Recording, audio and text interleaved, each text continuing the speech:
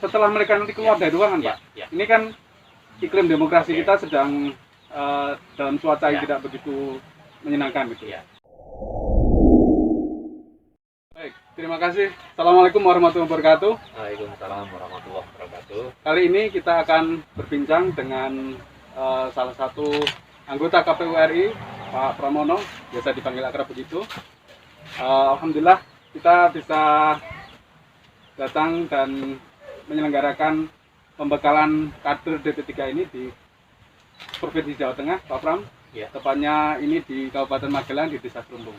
Nah, kalau boleh kita menginterpretasi DP3 ini atau kader DP3 ini sebetulnya adalah KPU memperkenalkan sebuah strategi baru, sebuah tindakan baru bagaimana mempengaruhi masyarakat untuk berkehidupan demokrasi yang lebih baik.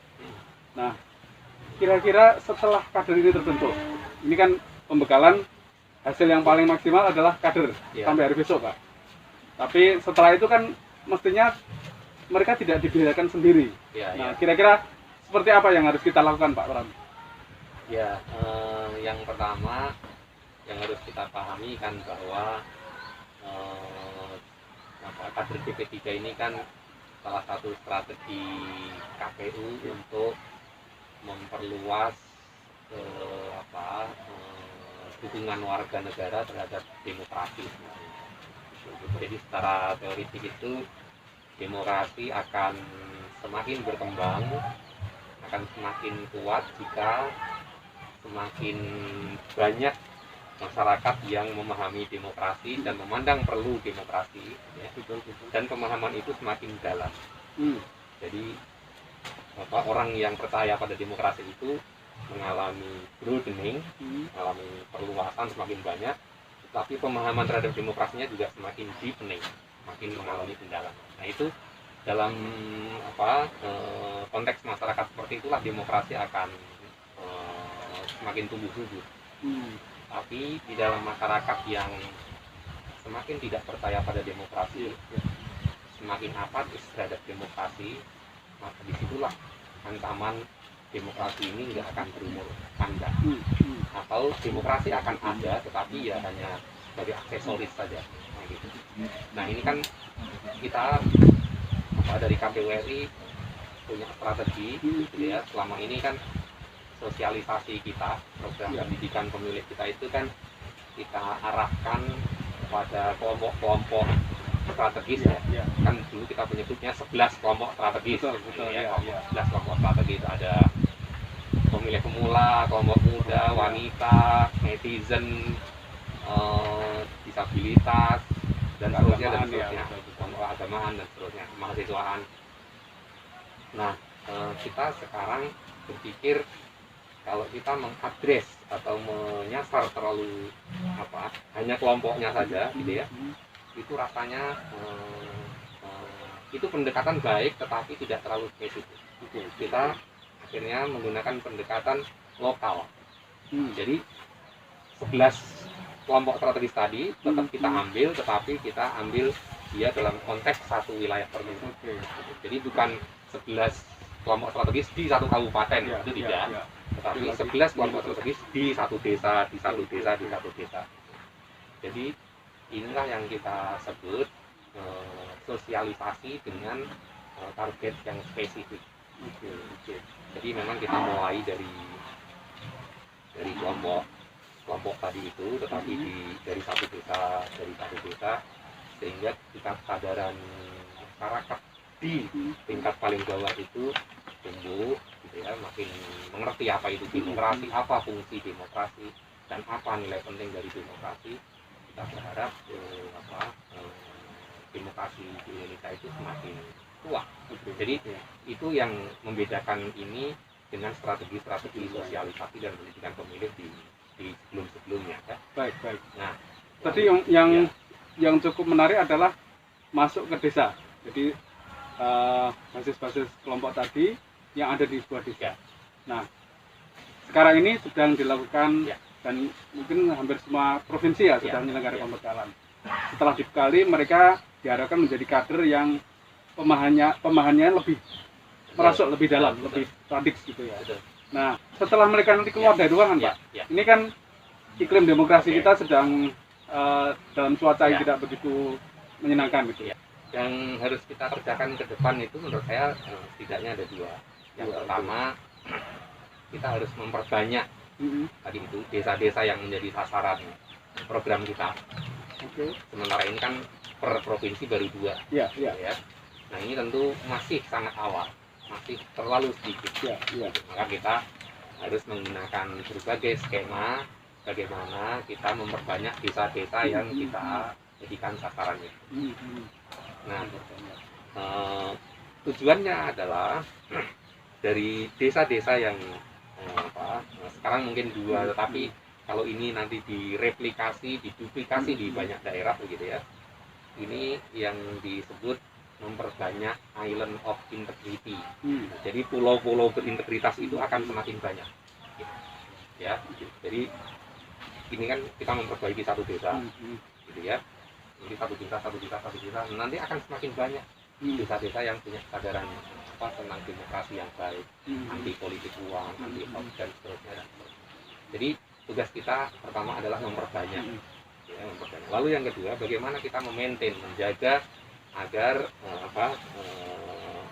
katakanlah pemahaman teman-teman yang sudah menjadi kader ini tetap terjaga, gitu ya. Nah itu tentu teman-teman di KPU Kabupaten Kota atau KPU Provinsi tentu harus membuat program-program yang berkesinambungan. Mungkin secara rutin 3 bulan sekali diadakan webinar, mungkin ya, mengundang narasumber. Ini sesuatu yang mudah dilakukan, tidak terlalu sulit dan tidak mahal. Di era yang sekarang orang setiap saat bisa melakukan webinar dengan Zoom, gitu ya. Itu akan mudah sekali dilakukan. 3 bulan sekali dicek misalnya bagaimana kinerja mereka selama ini setelah menjadi kader, apakah mereka juga menularkan pemahaman soal pemilu, soal hoax, soal demokrasi itu kepada keluarganya, kepada masyarakat sekitarnya. Kan tugas mereka setelah dilatih ini kan tugasnya itu menyebarkan ke keluarganya, ke suaminya, ke anaknya, ke orang tuanya, ke tetangga-tetangganya, kan sebenarnya itu. Jadi mungkin kadernya dalam satu kegiatan hanya berapa? 25? 25. Tetapi mereka kan akan menjadi agen yang menularkan virus-virus kebaikan ini ke keluarga-keluarga di sekitarnya, unit-unit masyarakat di sekitarnya. Nah ini yang menjadi tugas mereka, dan itu harus kita cek, kita cek 3 bulanan misalnya. Misalnya si A, selama 3 bulan ini kamu sudah ngobrol sama siapa aja, sudah berapa orang yang Anda ajak bicara soal ini. Nah itu yang akan menjadi efek berganda gitu. Jadi multiplying efek dari 25 orang yang awalnya kita kader itu nanti akan semakin banyak orang yang memahami demokrasi, memahami pemilu. Jadi mereka dilatih bukan untuk mereka sendiri, tetapi untuk ikut menyebarkan nilai-nilai demokrasi itu kepada orang-orang di sekitar itu. Baik Pak Pram, jadi mereka diharapkan akan terus, dan KPU Kabupaten Provinsi diharapkan menjaga, merawat ini ya, merawat kader-kader kita. Satu lagi Pak Pram, ketika masuk ke desa, sekarang ini kan boleh dibilang eranya pembicaraan tentang desa ya. Semua mata melihat ke desa itu kan.